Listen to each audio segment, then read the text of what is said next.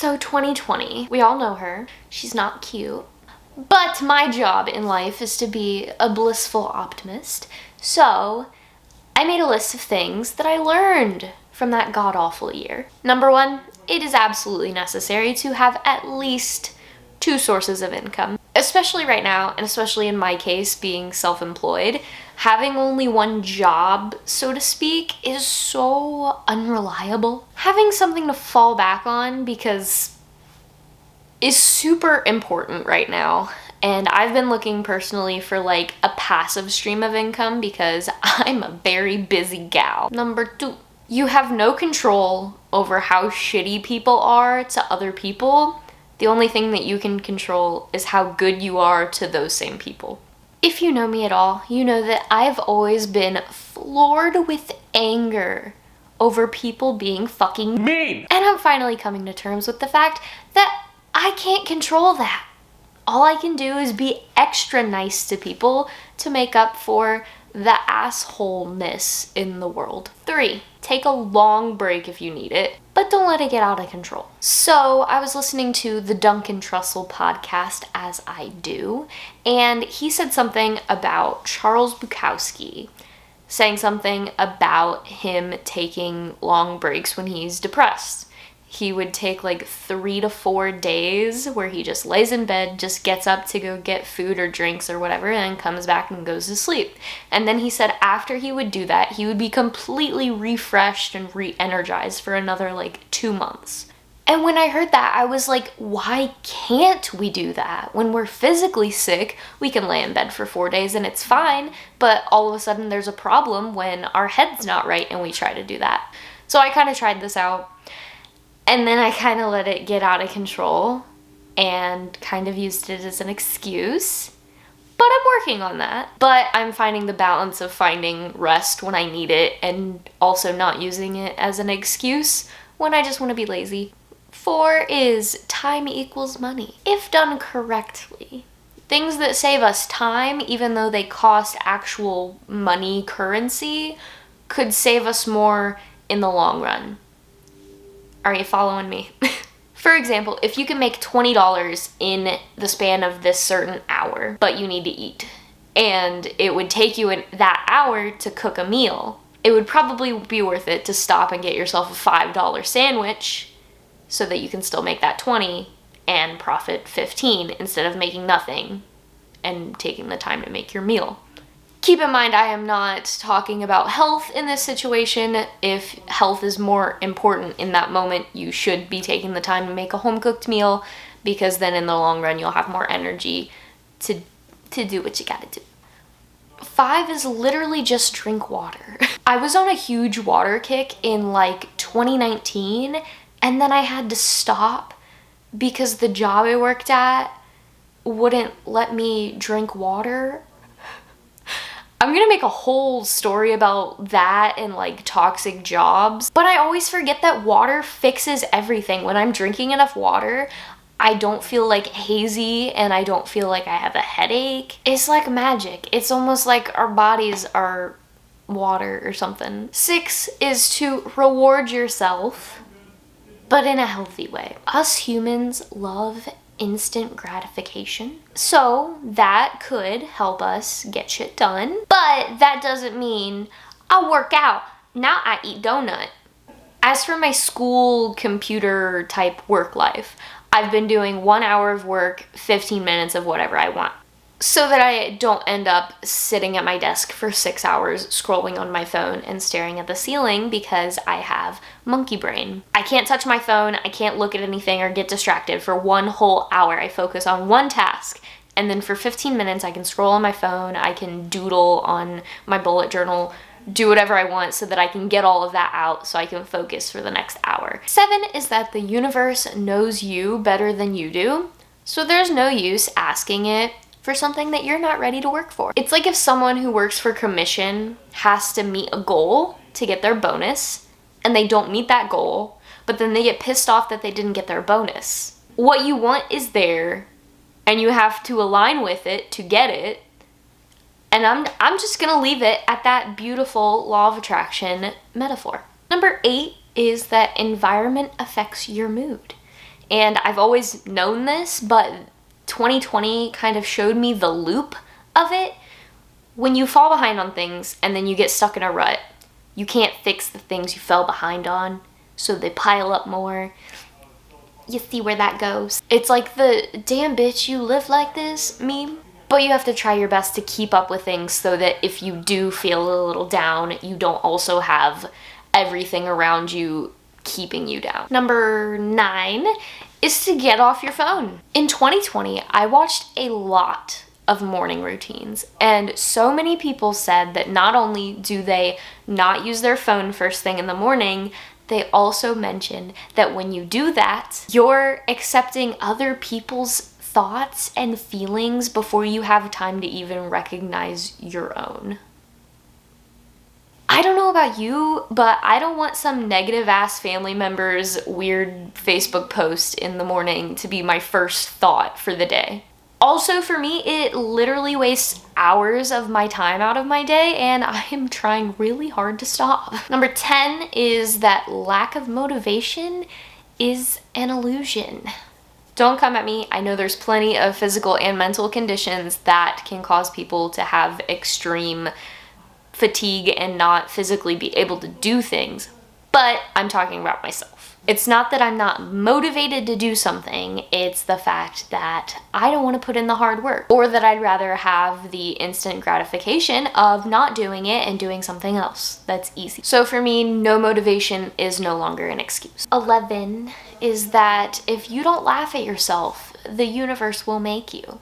I had a day where I was being particularly insecure in my relationship, which makes no sense because it is super healthy and the best relationship I've ever had in my life. But because of my past, I get insecure about my partner's past. My ex was thirsty for every single one of his exes, is what I'm trying to say there. So that same day that I'm worried about what my boyfriend thinks about his past that he probably doesn't even think of, we get Chinese food. And without him knowing what's in his fortune cookie, obviously, he hands it to me to read his fortune. It says something along the lines of, someone from your past is coming to revisit you. I immediately realized how stupid I was being. We all had a good cackle, and that fixed a lot of problems for me. 12. Get into the mindset of, I'll get it done today so that I don't have to do it tomorrow. I personally feel like this has such a snowball effect on your motivation because you think, oh, I'll just keep working so that I can take a break. But then the next day you're like, well, I'll keep working today too so that I can take a longer break. And for me, I do this when I'm working, and before I know it, it's only been 3 days and I've made enough money that I would have made in a whole week. And I could chill, or I could work even more and then take a longer break. 13 is feeling pretty is a form of self-care. In 2021 so far, I've been trying to prioritize my health and myself. I used to always think like, oh, the self-care thing with face masks and take a bubble bath. I thought that shit was dumb. And then I realized this and just like a little bit of that, I feel so much better about myself, which makes me want to put myself out there more, which is obviously going to help me get more shit done and accomplish more. So, number 14, being vulnerable is okay.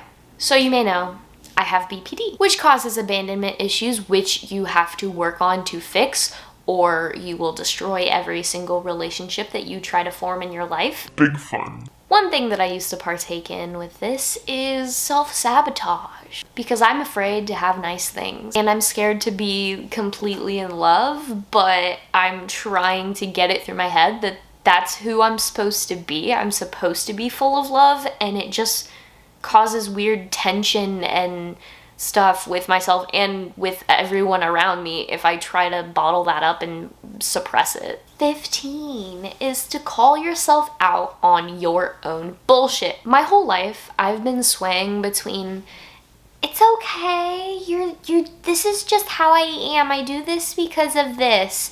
And then thinking that I'm the Antichrist and I'm the reason for all of the evil in this world. But I think in 2020, I finally found the best method for me to recognize, hey, this is toxic, this thing you're doing. Stop doing it. Figure out something else to do, and then just striving to be better and not beating myself up about it. We should all do that. We should all just try to be better and understand that we're being shit when we're being shit. 10 out of 10 would recommend to the whole human race. 16, your health is your best investment. You can't do anything if you feel like shit. This is especially important to all of my fellow veggies like me. If you're vegan or vegetarian. Iron, B vitamins, multivitamins, calcium, we're lacking it. Let's get it. You feel better, you do better, let's move on. Number 17 is that your eyes are probably way bigger than your stomach. And we're not talking about food, we're talking about goals. I am the type of person that will set 25 goals for myself. And then 2 days later be like, why can't I do it all? Probably because it takes 30 days to form a habit, I believe. If you overwhelm yourself, you're gonna give up on all of them. So why not focus on a few super important ones, get those structured in your daily routine, and then start adding more. Number 18 is to find your why. Why are you doing the thing? If you want to open a business because you want to make a shit ton of money and spend that money on cocaine, you probably shouldn't open the business. If you want to open the business because you care about people and you want to help them with something, probably go for it. Also, every day knowing why you're doing something is really gonna light the fire on your ass to make you get up and go do it. Number 19, this pinky broke in third grade, and or it fractured. My mom never brought me back to the hospital. So now it bends weird. 19. See, it's like it's a weird motor function thing.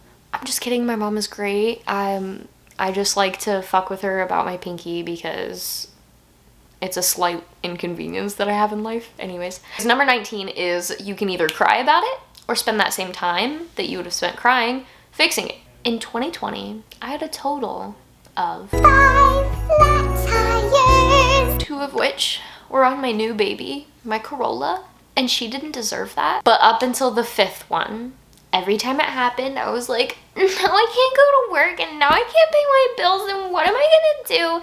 And instead of thinking, a road bump, literally, where can I go from here? On the last one, I cackled because my life can sometimes be a literal cosmic joke. Proceeded to slap on a spare and drive to my dad's, and he was able to plug the tire no problem, and I think I went back to work that same day. Number 20 is you can't pour from an empty cup. Right before my 23rd birthday, back in November, I had a tarot reading, and it was super accurate and therapeutic and much needed, but the take home from it that I'd like to share with all of you is that you can't pour from an empty cup. I used to hear that all the time and I was like, yeah, duh. But during that tarot reading, I finally understood, like, oh my god, I worry about so many people and so many things in my life that I don't ever have a full cup. And I'd be so much more productive for the people in my life and for myself and for all the things that I try to do if I filled myself up first. And I think that is an overall 2020 closure mood for a lot of us. So those are my 20 things. I hope you guys enjoyed the video. If you made it to the end, comment your favorite Cars character from the Cars movie. I personally love Mater, although I am Ka-Chow Lightning McQueen. And I'm assuming if you're still here, you care. So I just want to announce that I have my new camera, hence this beautiful quality. And I will be uploading every Saturday. I've never come back to YouTube and said, I'm gonna upload this day every week, or I'm gonna be uploading weekly now, because I know that I can't do it.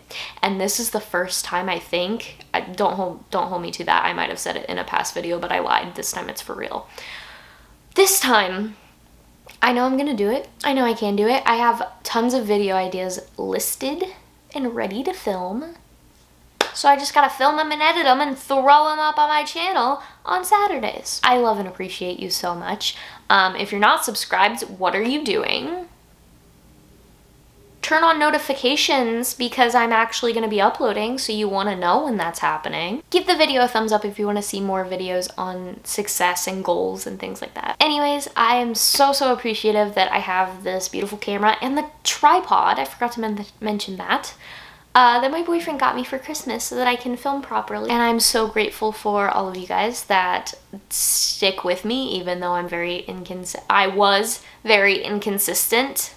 I'll see you next Saturday, bitch. That was aggressive. I'll see you next Saturday, bitches. I love you.